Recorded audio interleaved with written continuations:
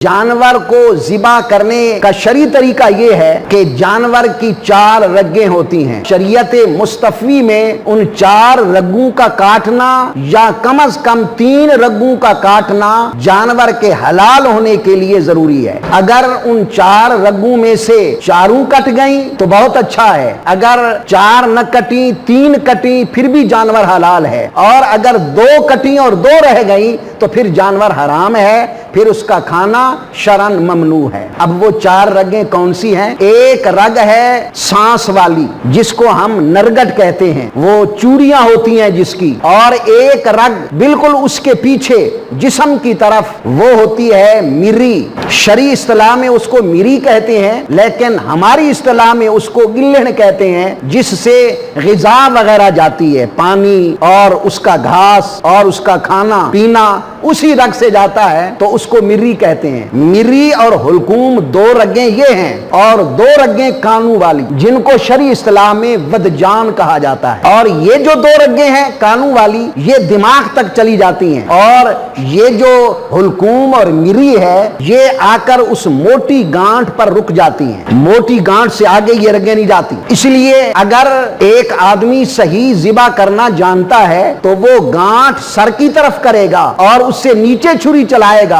जब नीचे छुरी चलेगी तो मिरी भी कट जाएगी और हुलकूम भी कट जाएगा, और कानू वाली 2 रगें भी काटना पड़ेगी इधर उधर छुरी घुमाकर। 4 कट गई तो जानवर हलाल है, और अगर 4 में से 3 कटी, मसलन एक कान वाली कटी है और 2 मिरी और हुलकूम कट गई, 3 कट गई, फिर भी जानवर हलाल है। लेकिन कुछ लोग मसाला पूछते हैं अक्सर कुर्बानी के मौका पर भी और कुर्बानी के अलावा भी, भाई हमने ज़िबा किया है लेकिन जिसको हम रीढ़ की हड्डी कहते हैं, जिसमें हराम मग़ज़ होता है, वहां तक हमने छुरी को नहीं चलाया और वो रह गई है, तो उसको हमारी बोली में मणका कहते हैं, हमने मणका नहीं छुड़ाया, तो वो मणके का ज़िबा के साथ कोई ताल्लुक नहीं है। अगर मणका उन्होंने नहीं छुड़ाया तो ज़िबा ठीक है। ज़िबा शरी के लिए 4 रगें या 4 में से 3 रगों का कटना जरूरी है, और उसका कटना कोई जरूरी नहीं। हाँ, एक बात यहाँ इंतहाई अहम है कि कुर्बानी के मौका पर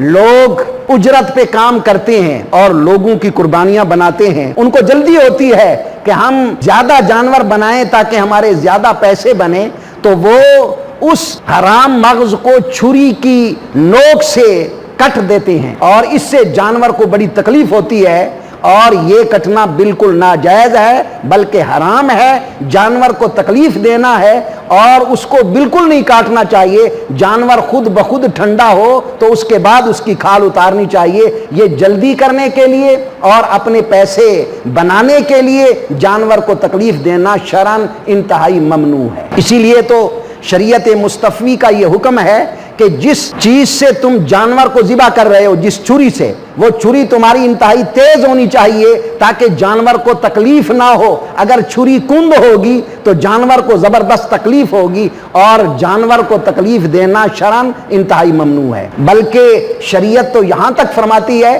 कि एक जानवर के सामने दूसरा जानवर भी ज़िबा न किया जाए ताकि वो इससे खौफो हिरासा में ना आ जाए। ये यहां तक भी शरीयत जानवरों की रियायत करती है, तो फिर इंसानों की तो इससे भी बढ़कर है।